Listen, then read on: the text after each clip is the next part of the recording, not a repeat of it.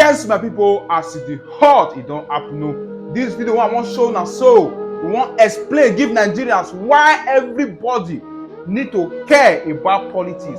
Yes, and this woman analyze everything. I want to make everybody see this video, most especially our northern brother. Now make I want make una share this video and hit the like button so that make this video for go viral, because this video is capable and able to change the narrative of an average Nigerian. When we say all those people say they don't know anything about politics, this video go fit change the narrative. Please share this video, make everybody see it. And if you are new to my page, please follow my page. Whilst the people are getting more engaged and more conscious of and asking questions of those who are governing them, and more interested in those who want to take office, there are key questions as to whether or not the deciders have changed. Give you an instance. Zoning, for instance, it's still a major factor in our politics, whether it is a turn of the north or it is a turn of the south. Now, how do we begin to, first and foremost, what do you make of this subtle deciders? Because whether or not we accept them, these things are still important in a country as diverse as ours. And I am actually very open to these deciders at a certain stage of the democratic process. The reason is simple. We are a very fragile union. We have been. But some leaders have managed our fragility better than others. President Obasanjo, no matter how you come out on him, managed our fragility better in a lot of ways. President Buhari is the extreme end of mismanaging our union in terms of the diversity. And so here you have this spectrum of fragility, and one has tended to the point where the country that we always saying we need to move it from country to nation no longer even has as such the status of a country. Because you find people quickly reclining to their ethnic cleavages at the drop of a hat. That is not what should be, right? But that is what we find. So what are the ways that societies find to create a movement in a gradual way toward this desideratum of having a society where it is simply, you want to run for office, you run for office, and that's it?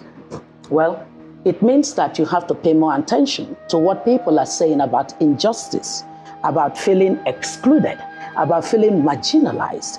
And the political parties had actually done a fairly okay job, especially like the PDP, of saying that we would have a custom of a rotation amongst our various zones as a way of ensuring that measure of inclusion, that measure of parity across the zones. And that is something that societies use. Today's electorate is not as disengaged as they were in 2019 and before. Are you getting the point? You see that our electorate, especially our young people and our women, are much more conscious. They are now tired of the failure. As of 2019, you didn't have the kind of groundswell of interest. You see the way people are agitating today. That is important for anyone who's going to run for office anywhere on our continent for change. The second thing is the regulatory environment has to be very competent, very capable, and very ethical, ready to give of you the space to operate on an equal basis with other candidates, including the incumbent. So, for example, the change to the Electoral Act is an important regulatory and institutional context that changes the basis for your action, whether to run or not to run. And then the third part is that you need to have many more people who think like you in the political class that seeks to aspire into office. Because you alone, as one who would want to change the way things happen in politics and governance, would not sufficiently do it. So you can see that this is quite analytical. This is what created the concept in my research that I call the triangular pillars of democracy: empowered and engaged electorate, One, a new political class of ethical, competent, and capable people. Two, and then a regulatory context that is reformed to ensure a level playing field and more transparency. So I know that in recent times you have also been, I don't want to say it's not been an outright endorsement, but at least we have an idea of where it is that you would most likely vote if you were to vote in the presidential elections. You see, given some of support to the presidential candidate of the Labour Party. I do not know how you felt when you also saw the, will I say, the back and forth between himself and the current governor of Anambra State, whom you also know very well and will be also help put his cabinet together, arrange his transition. First, how did that make you feel? I didn't put his cabinet together. Well, maybe you didn't. I helped with his transition, yes. How did that make you feel? You know, I kind of felt that both of them could resolve whatever personal issues they have between them.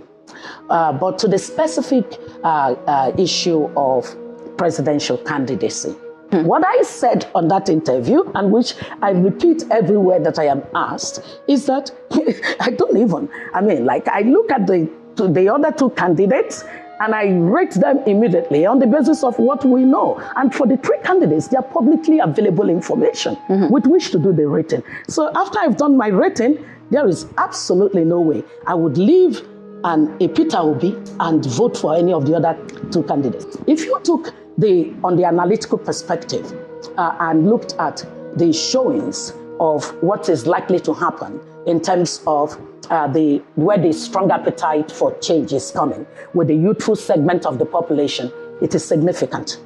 The youthful segment of our population are moving in a direction of saying, we want a different Nigeria. You must, in your analysis, remember that they form more than 60% of the electorate. Okay? Now, if you looked at the fact that women are more inclined toward the presidency of a Peter Oby, that's important to note because women make up about 51%. I think they're almost at par. Sometimes it's 48, 49 to women and to men, and then to men 51, and then it varies. But that is an important analysis to take on board. If you took from the perspective of the various zones of this country and the appetite they have for an inclusive approach to governance, you would find that you cannot dismiss a Peter Oby prospect. And the reason, even more so that you should not, is that this is the first time that a third party is actually showing up on the radar in the way that Labour Party has lately shown up. And that could mean that even if we don't have an outright win, that is going to force a rerun. And when a rerun is possible, all things are possible. Did you reach out to Professor Soludo after that? I certainly did. And he knew that I would reach out to him. Have they been able to reconcile now? Do you know? Yes, for them, these are politicians. They figure out how to, solve their problems. I think that the most important thing is for the electorate to not be distracted. I really desire to see the Nigerian citizens finally vote for themselves. For too long, you've had to deal with empty promises. I mean, who could have told you that an APC administration would waste 8 years in what we have seen, whether it's on the economic growth indicators or human capital indicators, even with critical infrastructure, except for, say the train. I would give, although the trains now aren't working, or the matter of almighty security, the tackling corruption. I mean, look, even before now, I gave a score of F to the administration. So this is not something new that I am saying. Oby Ezekwesilil, thank you for coming on Hard Copy. Yusuf, thank you for inviting me. Well, that's the program tonight. But do share your thoughts with us.